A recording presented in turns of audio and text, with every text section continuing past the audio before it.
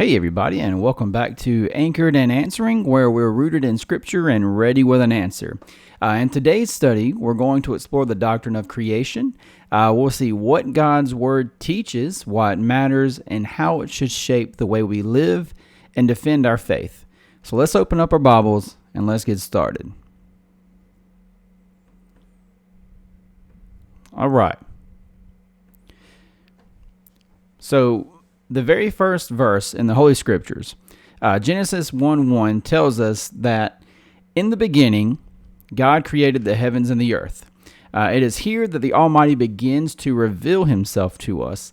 In the verses after verse 1, we see that God finishes his creation in 6 days and rests on the seventh. So we see that on day 1, God created light and it was good. On day 2, God created the firmament that separated the waters above, more than likely the sky, from the waters that were below, more than likely the sea, and it was good. On day 3, God made the dry land appear, which he called earth, and the waters, which he called seas. He also commanded the earth to sprout vegetation, and it was all good. On day 4, God created the celestial bodies, the sun, the moon, and the stars, and it was good. On day 5, God created the sea creatures and the birds. And on day 6, God created the land animals. And lastly, he made man. And when God saw all that he had made, it was good. Now, when we read the first chapter of Genesis, on the surface, we see an account of the order of creation. However, there is more present in the creation story that can help us better understand our Creator and help us to better understand ourselves as creatures as well. So, one thing we're able to learn about our Creator from the events in creation is that God is triune. So, while this is expanded on much more in the New Testament, it is present in Genesis as well. So, we see in Genesis 1:1 that God created heavens and the earth. However, in Genesis 1:2, we also see that the Spirit of God is moving over the face or the surface of the waters. In verse 3, we see that God said, "Let there be light," and there was light. So here we see that God creates by speaking and using his word, which of course is significant since we see that Jesus is called the Word in John 1:1, and is also said to have created all things in John 1:3, as well as in Colossians chapter 1, verse 16.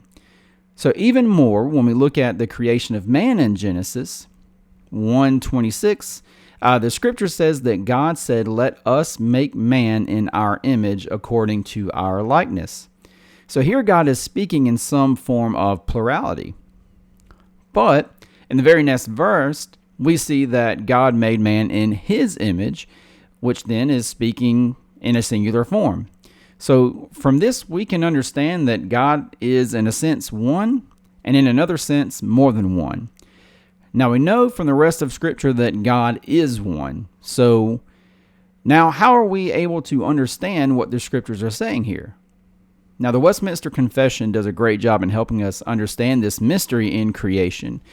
So the Confession actually states in Article 4:1, it states, "In the beginning, it pleased God the Father, Son, and Holy Spirit for the manifestation of the glory of his eternal power, wisdom, and goodness, to create or make the world and all things therein, whether visible or invisible, in the space of 6 days, and all very good." So even here, in the early verses of the Bible, we can already see that God is revealing himself to us in creation as the Trinity. So God the Father, God the Son, and God the Holy Spirit. Now, another thing we can learn about God in the creation event is his power and sovereignty. So God Almighty shows us his power over all the creation in the manner in which he creates. Now, there are plenty of theories about how the universe came to be. Some theories say that the universe is itself eternal. However, even an overwhelming majority of secularists believe the universe did in fact have a beginning and is not eternal. Another theory is that the universe created itself. Now, this is not possible considering that the universe would have to exist before it actually existed in order to create itself. It would have to exist and not exist at the same time in the same relationship, which is called a contradiction. So, now there are some that would also say that the universe came about by chance or spontaneous generation and popped into existence out of nothing. But nothing cannot create something. If you set nothing on the table for 1,000 years, it would still be nothing and would not ever produce something.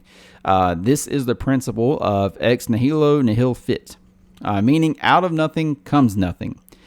However, when we speak of creation, we say that God Almighty in his awesome power created the universe ex nihilo out of nothing. Now, God did not need pre-existing materials to work with. He simply spoke things into existence by the power of his word. Now, we can see in Psalm 33:6 that we read, "By the word of the Lord the heavens were made, and by the breath of his mouth all their host." So we can clearly see the psalmist telling us that God spoke the heavens and the earth into existence. And just 3 verses later, in verse 9, we read, "For he spoke and it was done. He commanded and it stood fast." So God is so powerful that he can speak an entire universe into existence. Now, it is because of this that God has authority over his entire creation.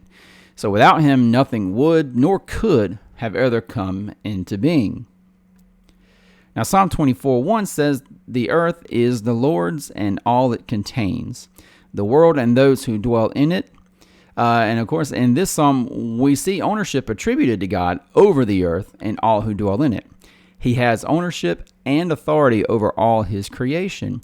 Keeping this in mind, we also read in Psalm 115:3 that our God is in the heavens. He does whatever he pleases. So we can see that Scripture is clearly telling us that our Creator, God Almighty, created the universe by speaking it into existence, that all of creation belongs to him, and that he is fully sovereign over his creation and can do as he pleases. Which brings me to my next point. When we talk about God,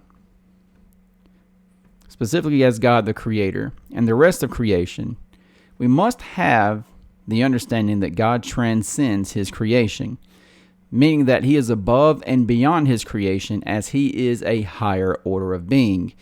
Now, there is nothing else like him. We see this in Isaiah 46:9. It says, "For I am God and there is no other. I am God and there is no one like me." We read in Isaiah 44:6, "Thus says the Lord, the King of Israel and his Redeemer, the Lord of hosts. I am the first and I am the last, and there is no God besides me." In verse 7 of the same chapter, God issues a challenge that cannot be answered. He says, "Who is like me? Let him proclaim and declare it. Yes, let him recount it to me in order from the time that I established the ancient nation, and let them declare to them the things that are coming and the events that are going to take place." And again in Isaiah 45:5, we read, "I am the Lord and there is no other. Besides me, there is no God." So even if we were only to read Genesis chapter 1, though, we would still be able to see and gather and understand that God is the supreme being. So the first verse in Genesis states that in the beginning, God created the heavens and the earth. So we learn from this verse that before the beginning was God. So from this, we learn that God is the one that created the beginning. God created time, space, and matter. And if God created time, then he must be outside of time. And if he is outside of time, he is eternal. He had no beginning and will have no ending. If he did, that would mean that he is not eternal because he would exist inside the boundaries of time. In this way, he is above and beyond all of creation because all of creation has a beginning. We can also see that God created space. And in order to create space, again, he must be outside of space, greater than the restraints and bounds of space. This we call the immensity of God, meaning God is fully present simultaneously everywhere in every location. Now, this is another way we see that God transcends creation. So God can be fully present everywhere at all times. However, creation is only able to be in one location at a time, as we are limited by the bounds of space and God is not. So we also see that God created matter.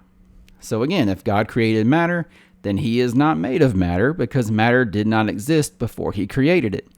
So we see this in John 4:24, where Jesus states, God is spirit, and those who worship him must worship in spirit and truth.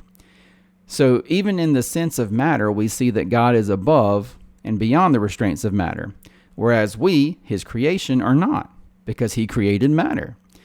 Just by reading Genesis 1:1 again, we can see that God is outside the bounds of time, which we would say is eternal, outside the bounds of space, which is omnipresent, and outside the bounds of matter, which I would call omnipotent.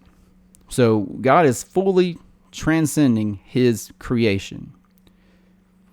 Now, in conclusion, when we look at the creation event, not only does it reveal how all of creation was made, but it is also the beginning of the self-revelation of our Creator. Now, in closing, I would like to read Article 4.1 of the 1689 Second London Baptist Confession. And the confession reads, "In the beginning it pleased God the Father, Son, and Holy Spirit, for the manifestation of the glory of his eternal power, wisdom, and goodness, to create or make the world and all things therein, whether visible or invisible, in the space of 6 days, and all very good."